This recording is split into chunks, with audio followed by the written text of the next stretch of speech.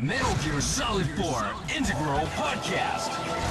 Broadcasted from Konami HQ in downtown Tokyo, it's the world-renowned Metal Gear Solid 4 Integral Podcast. All right, everyone, welcome to episode number 5 of the MGS4 Integral Podcast. I'm Sean Eystone, and I am here with Aki Saito. Hi, everyone. And producer Ken Imaizumi. Hello, everyone.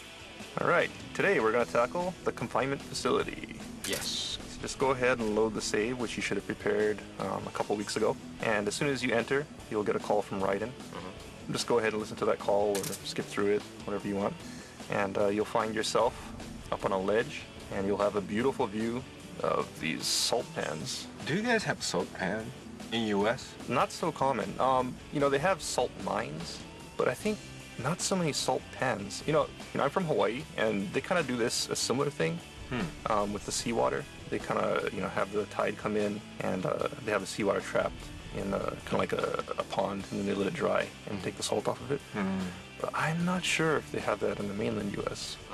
It's kind of funny how this ended up in here because, originally the crew that went to South America, this salt pan area wasn't on their tour originally. Yeah. And they were supposed to go somewhere else that day, but for various reasons they couldn't go on the tour they intended to go on, and the tour guide suggested they come to this salt pan area and took them on a tour there. And, the group went there and saw this scenery and thought, wow, this is really great. We want to put this in the game. And so here it is.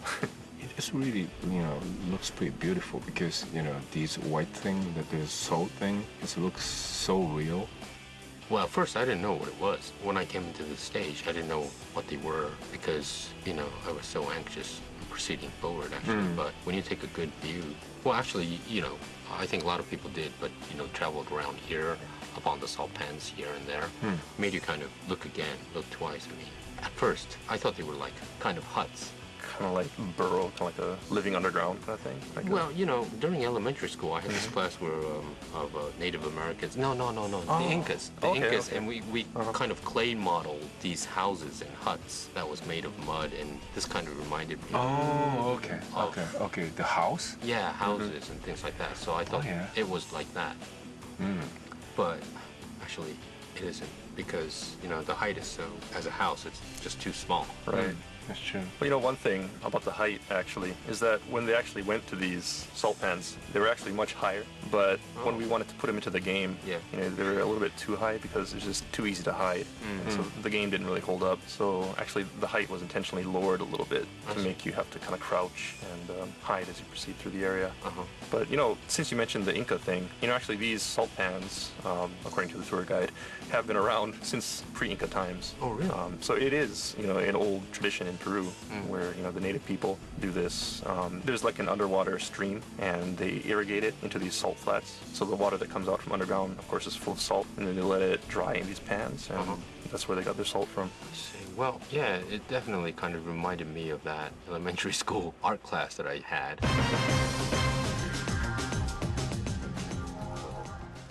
So, Sean, where are we going to head? All right, so if you proceed down the slope a little bit, first thing you'll see is a military vehicle coming in from your left. Yeah. And when you get to the bottom of these steps, to your right, you'll see an enemy. So let's put him to sleep. Okay, so let's try and climb up onto one of these salt pans, because there's a cool octo camo that you can get up here. As long as you're laying down, you won't get found by the patrolling PMC soldiers. So let's just talk a little bit. In the last stage, we talked about, being able to save octocam patterns. Yeah. So for people who are trying to collect really unusual patterns for their octocamo, you can actually get a unique pattern of these salt flats, which you can get nowhere else in the game. Cool. So for anyone who wants to have a complete collection of obscure octocam patterns. Okay, so we got this unique, this stage only. Right. The salt pan camo. Yeah. If you go and save it, you'll notice it's actually not called salt camo. It's water camo, but it's a really unique pattern. And, basically the different camouflage falls into different categories, like, water camo or soil camo. And, it's called the same thing, but the textures are all different. They're all unique depending on where you took the sample. This definitely doesn't look like water. Yeah. Much more. Well, it's salty water, right? Yeah, it looks quite cool. That was really tough job you guys are doing, and making those camel patterns. Uh-huh.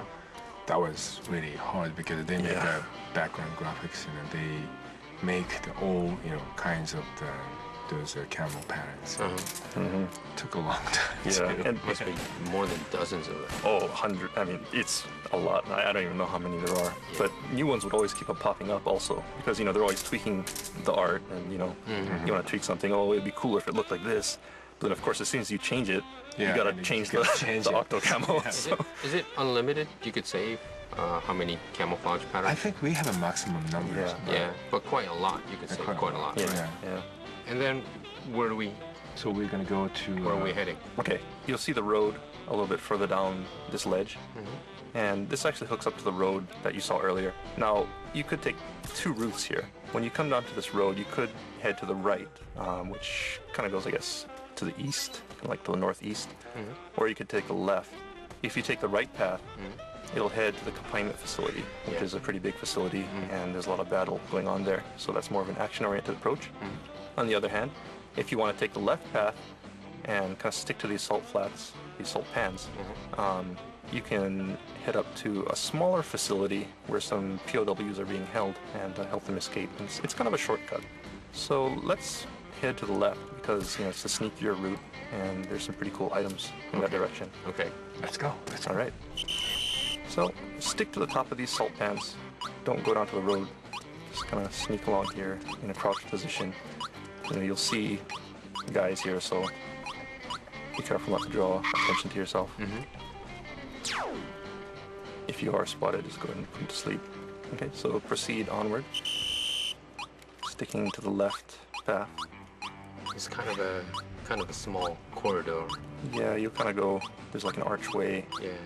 Just head through these archways. So we're proceeding through this corridor of salt pans on your right, and also there's some salt pans on the left top, right? Yeah, kind of up the hill. There's a lot of salt pans, and it just kind of cascades down the hill towards the bottom. Okay. So we just want to stick to the high road here. Don't take the lower road. You'll see some enemies patrolling down there. So you can go ahead and put them to sleep. Okay, so we take the road alongside this fence. Yeah, there's a wooden fence, and it heads up behind another one of these billboards. Okay, we'll stop once we hit the green part. So head up till you get to this grass, and then you can just hide in this grass here. Okay? Yeah. All right, so from this vantage point, you can see there's a guard tower in the distance, and a few guards patrolling the yard here. So, you want to take these guys out. Just go ahead and do that. Take these guys out. You missed it. Oh, yeah, I missed them. Let me try that again. It's a little too far. Yeah, it's pretty far. If you're using a sniper rifle, you can probably get this guy. But if you're using your Mark II pistol, it's a little hard to hit him. But yeah, just go ahead and take these guys out. Okay, and then where do we? So we're gonna go to. Where are we heading? Okay, so now you want to head down the hill. There's a shack on your left, Yeah. and you'll see there are some POWs in that shack. Yeah. And so we want to free these guys. Okay. And keep on going until you hit this truck. Okay. When you get to the truck, turn to your left, and you'll see a couple of enemies. There's one enemy standing in front of that small building to your left, and another enemy beyond that in the larger L-shaped building. So what we want to do is put this guy to sleep, who's guarding this small building. But be careful, because when you do so, the guy inside of the larger building may come out to fight, so be careful and be ready to put him to sleep as well. So put him down and go into the building and save the resistance members. You can also pick up a Playboy inside of the room. Okay? Yeah. Alright, so now let's head back outside. So go outside of this small building. Then as soon as you exit the door, turn to your left. You'll see the larger building straight ahead of you. So let's head that way. You should be heading west. And head forward until you hit the wall of this large building. When you do, just follow the wall around the corner. You should be heading to your left. And then when you round the corner on your right, you'll see a door. So let's head in through that door. Okay.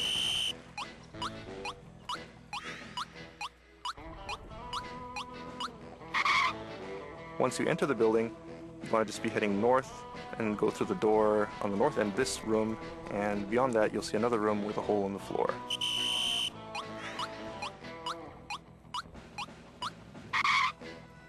Yeah, this broken hole. Yeah. And near that, you'll find a very cool item, the VSS, Silenced Sniper Rifle, which is a very useful item. Go ahead and pick that up. And there's also a stun grenade and a bunch of other stuff here. You can also drop down to the hole and pick up a bunch of more, cool little items. One thing is if you free the prisoners and you set them free and you follow them, they actually run past the guard station, that tower at the far end. And near that station is a path that leads to the east and down to kind of like a mine shaft. Let's head that way. Right. Okay. So basically just backtrack, head back out through the door on the south end of this room. And as soon as you go out that door, turn to your left. And basically you just want to head straight on out